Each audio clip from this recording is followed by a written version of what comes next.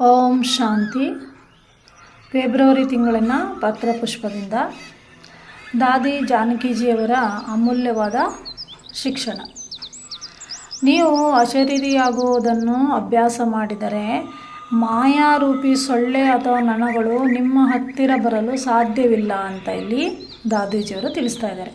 ನಾವು ಯಾವಾಗ ಅಶರೀರಿ ಆಗುವಂಥ ಅಭ್ಯಾಸ ಮಾಡ್ತೀವೋ, ಅಶರೀರಿ ಸ್ಥಿತಿಯ ಅನುಭವ ಮಾಡ್ತೀವೋ, ಆಗ ಮಾಯಾರೂಪಿ ಸೊಳ್ಳೆ ಅಥವಾ ಯಾವುದೇ ರೀತಿಯಾದಂಥ ನೊಣ ನಮ್ಮ ಹತ್ತಿರ ಬರಲು ಕೂಡ ಸಾಧ್ಯ ಇಲ್ಲ ಅಂತ ಇಲ್ಲಿ ದಾದೀಜಿಯವರು ತಿಳಿಸ್ತಾ ಇದ್ದಾರೆ.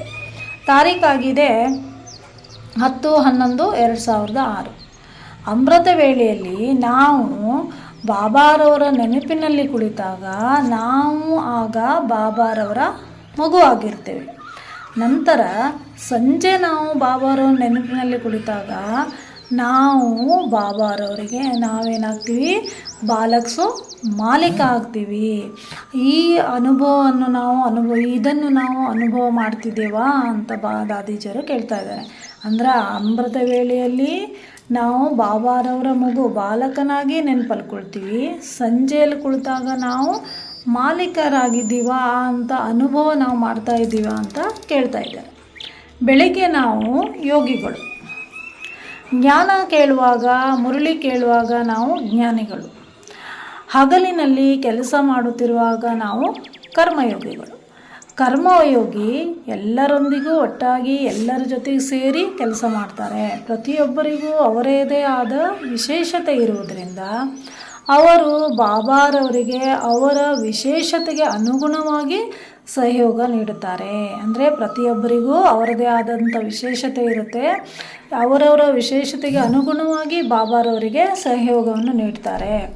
ನಿಮ್ಮ ವಿಶೇಷತೆ ಏನೇ ಇರಲಿ, ಆ ವಿಶೇಷತೆಯೊಂದಿಗೆ ಯಾವುದೇ ಸೇವೆಯನ್ನು ಮಾಡುವ ಮೂಲಕ ಹೌದು ನಾನು ಇದನ್ನು ಮಾಡಬಹುದು ಎಂಬುದು ಸ್ಪಷ್ಟವಾಗುತ್ತದೆ.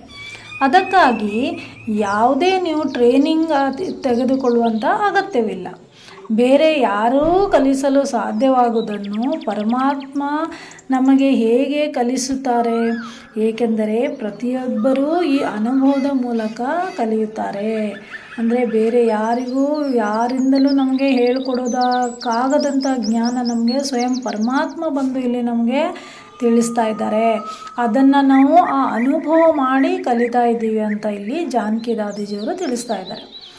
ನಾವು ಮಗುವಾಗಿದ್ದಾಗ ಬಾಬಾ ನಮ್ಮ ಬೆರಳುಗಳನ್ನು ಹಿಡಿದುಕೊಳ್ತಾರೆ. ನಾವು ದೊಡ್ಡವರಾದಾಗ ಅವರು ನಮಗೆ ಸನ್ನೆಯ ಮೂಲಕ ನಮಗೆ ತಿಳಿಸ್ತಾರೆ. ಅವರು ಏನು ಸನ್ನೆ ಮಾಡ್ತಾರೋ, ಏನು ಸೂಚನೆ ಕೊಡ್ತಾರೋ ಅದನ್ನು ನಾವು ಅರ್ಥ ಮಾಡ್ಕೊಳ್ತೇವೆ. ಅದೇ ರೀತಿಯಾಗಿ ಹಿರಿಯರು ಆ ಸೂಚನೆಯನ್ನು ಅನುಸರಿಸಿ, ಆ ಸನ್ನೆಯನ್ನು ಅನುಸರಿಸಿ ನಾವು ಅದರಂತೆ ನಡೆದುಕೊಳ್ಬೇಕು. ಬಾಬಾರವರು ಬುದ್ಧಿವಂತರು ಮತ್ತು ಬುದ್ಧಿವಂತ ಮಕ್ಕಳಿಗೆ ಹೇಳ್ತಿದ್ದಾರೆ, ಈಗ ನೀವು ಏನು ಮಾಡಬೇಕೆಂದು ಕೇಳಬೇಡಿ, ಯೋಚಿಸಬೇಡಿ, ಸಮಯ ಹತ್ತಿರದಲ್ಲಿದೆ ಎಂದು ಹೇಳ್ತಾ ಇದ್ದಾರೆ. ಅಂದರೆ ನಾವೀಗ ಏನು ಮಾಡಬೇಕು, ಏನು ಯೋಚಿಸಬೇಕು ಅಂತ ಹೇಳುವಂಥ ಸಮಯ ಅಲ್ಲ, ಈಗ ಸಮಯ ಹತ್ತಿರದಲ್ಲಿದೆ. ನಾನು ಏನು ಸೂಚನೆ ಕೊಡ್ತೇನೋ ಅದರ ಅನುಸಾರವಾಗಿ ಬೇಗ ನಿಮ್ಮ ಕಾರ್ಯವನ್ನು ಮಾಡಬೇಕು ಅಂತ ದಾದೀಜಿಯವರು ತಿಳಿಸ್ತಾ ಇದ್ದಾರೆ. ಕೇಳುವುದು ಸಮಯ ತೆಗೆದುಕೊಳ್ಳುತ್ತೆ, ಯೋಚಿಸುವುದಕ್ಕೂ ಸಮಯ ವ್ಯರ್ಥ ಆಗುತ್ತೆ. ಅದಕ್ಕೆ ಬಾಬಾ ಹೇಳ್ತಾರೆ, ನಿಮ್ಮಲ್ಲಿ ಸಮಯದ ದೊಡ್ಡ ಖಜಾನೆ ಇದೆ, ಆ ಜ್ಞಾನದ ಖಜಾನೆ ಇದೆ, ಸದ್ಗುಣದ ಖಜಾನೆ ಇದೆ, ಶಕ್ತಿಗಳ ಖಜಾನೆ ಇದೆ. ಸಂಗಮ ಯುಗದ ಈ ಸುಂದರವಾದ ಸಮಯವು ನಮಗೆ ಈ ಎಲ್ಲ ಸಂಪತ್ತನ್ನು ನೀಡಿದೆ. ಸಂಗಮದ ಯುಗದ ಸಮಯವನ್ನು ಅರ್ಥ ಮಾಡಿಕೊಳ್ಳದೆ ನಾವು ಜ್ಞಾನವನ್ನು ಎಲ್ಲಿ ಪಡೆಯುತ್ತಿದ್ದೆವು ನೋಡಿ. ಈ ಸಂಗಮ ಯುಗದ ಸಮಯವನ್ನು ನಾವು ಅರ್ಥ ಮಾಡಿಕೊಳ್ತಿದ್ದರೆ ಈ ಜ್ಞಾನವನ್ನು ನಮಗೆ ಪಡ್ಕೊಳ್ಳೋಕ್ಕೆ ಸಾಧ್ಯ ಆಗ್ತಿರಲಿಲ್ಲ. ನಾವು ಸದ್ಗುಣಗಳು ಮತ್ತು ಶಕ್ತಿಗಳನ್ನು ಎಲ್ಲಿ ಪಡೆದುಕೊಳ್ತಿದ್ದೆವು? ಹಾಗಾಗಿ ಸಂಗಮ ಯುಗದ ಮಹತ್ವವನ್ನು ನಾವು ಅರ್ಥ ಮಾಡಿಕೊಂಡಿದ್ದೇವೆ. ಈಗ ನಾವು ನಮ್ಮ ಸಮಯವನ್ನು ವ್ಯರ್ಥ ಮಾಡಬಾರ್ದು. ಬಾಬಾ ಹೀಗೆ ಹೇಳಿದರೆ ನಾನು ಇದನ್ನೇ ಮಾಡಬೇಕು, ಬಾಬಾ ಏನು ಹೇಳ್ತಾರೋ ಆ ರೀತಿ ಹಾಜಿ ಅದನ್ನೇ ನಾನು ಮಾಡಬೇಕು ಅಷ್ಟೇ. ನಮ್ಮ ಎಲ್ಲ ಗಮನವು ಬಾಬಾ ಕಡೆಗೆ ಇರಬೇಕು. ಬಾಬಾ ನಮಗೆ ಏನು ಮಾಡಬೇಕೆಂದು ಹೇಳ್ತಾರೋ ಅದು ಮಾಡಬೇಕು. ಅದರಿಂದ ನಮ್ಮ ಕರ್ಮಬಂಧನ ಇರ್ಬೋದು ಅಥವಾ ಲೆಕ್ಕಾಚಾರ ಇರ್ಬೋದು, ಸ್ವಯಂ ಆಗಿ ಎಲ್ಲ ಪರಿಹಾರ ಆಗುತ್ತೆ, ಇತ್ಯರ್ಥ ಆಗುತ್ತೆ. ಇದೇ ಒಂದು ಬಾಬಾರವರ ಅದ್ಭುತ ಆಗಿದೆ ಅಂತ ಇಲ್ಲಿ ತಿಳಿಸ್ತಾ ಇದ್ದಾರೆ. ಅಂದರೆ ಬಾಬಾರವರು ನಮಗೆ ಏನು ಸೂಚನೆ ಕೊಡ್ತಾರೋ, ಯಾವ ಕಾರ್ಯವನ್ನು ಕೊಟ್ಟಿದ್ದಾರೋ ಅದನ್ನು ನಾವು ಮಾಡ್ತಾ ಹೋದಾಗ, ಆ ಸೂಚನೆಯನ್ನು ನೋಡಿಕೊಂಡು ಕೆಲಸವನ್ನು ಮಾಡ್ತಾ ಹೋದಾಗ ನಮ್ಮ ಏನೇ ಕರ್ಮ ಬಂಧನ ಇರಲಿ, ಲೆಕ್ಕಾಚಾರವಿರಲಿ ಎಲ್ಲ ಕೂಡ ಸಮಾಪ್ತಿ ಆಗುತ್ತೆ. ಇದೇ ಬಾಬಾರವರ ಚಮತ್ಕಾರ ಅಂತ ಇಲ್ಲಿ ತಿಳಿಸ್ತಾ ಇದ್ದಾರೆ. ನೀವು ಸ್ವಲ್ಪ ಅಜಾಗರೂಕರಾಗಿದ್ದರೆ ಅಥವಾ ಸಣ್ಣ ತಪ್ಪು ಮಾಡಿದರೆ ನೀವು ಸಂಪಾದನೆಯನ್ನು ಕಳೆದುಕೊಳ್ತೀರಾ. ಇಂದು ನೀವು ಸಂಪಾದನೆ ಮಾಡ್ತೀರಾ, ನಾಳೆ ಅದನ್ನು ಕಳೆದುಕೊಳ್ತೀರಾ. ಆದರೆ ದಾನ ಮಾಡುವವರು ಯಾವಾಗಲೂ ಹೆಚ್ಚೆಚ್ಚು ದಾನ ಮಾಡಿದಷ್ಟು ಅದು ಹೆಚ್ಚಾಗುತ್ತೆ. ಅಂದರೆ ನಾವು ಸಂಪಾದನೆ ಮಾಡೋದಕ್ಕಿಂತ ನಾವು ದಾನ ಮಾಡಬೇಕು ಅಂತ ಇಲ್ಲಿ ದಾದಿರು ತಿಳಿಸ್ತಾ ಇದ್ದಾರೆ. ನೀವು ಸೇವೆ ಮಾಡುವಾಗ ವಿನಮ್ರರಾಗಿ, ಸತ್ಯವಾಗಿ, ಸತ್ಯವಂತರಾಗಿ, ಶುದ್ಧ ಭಾವನೆಯಿಂದ ನೀವು ಕಾರ್ಯವನ್ನು ಮಾಡಿದಾಗ ಬಾಬಾ ನಮಗೆ ಸ್ವಯಂ ಆಗಿ ಎಲ್ಲ ಸೇವೆಯಲ್ಲಿ ಅವಕಾಶಗಳನ್ನು ನೀಡ್ತಾರೆ.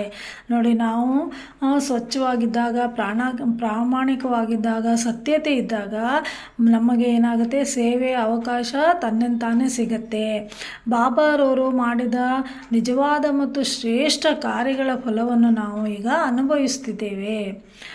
ನಾನು ಆತ್ಮ, ಪರಮಾತ್ಮನ ಮಗು, ಈ ನಶೆ ನಮಗಿರಬೇಕು. ನಾನು ಆತ್ಮ ಎಂದು ಅರ್ಥ ಮಾಡಿಕೊಳ್ಳುವುದು ಪ್ರತಿ ಕ್ಷಣವೂ ಈ ನಶೆಯಲ್ಲಿ ಇರುವುದರಿಂದ ನಮ್ಮ ಮನಸ್ಸು ಯಾವಾಗಲೂ ಶಾಂತವಾಗಿರುತ್ತೆ.